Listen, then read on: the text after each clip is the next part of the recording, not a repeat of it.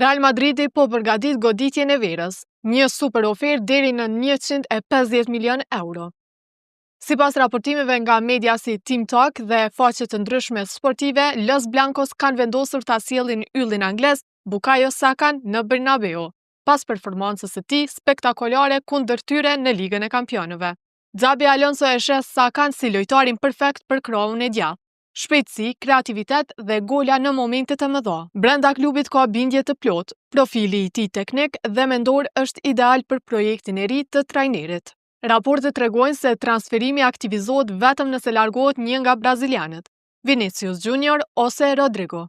Presidenti Florentino Perez dhe drejtuesi Sanchez e kanë shpallur Sakan prioritet absolut, duke rritur buxhetin nga 120 në 150 milion euro. Real Madridi kërkon një yll të ri për të dominuar kraun e djathtë dhe Bukayo Saka është emri numër 1 në listë.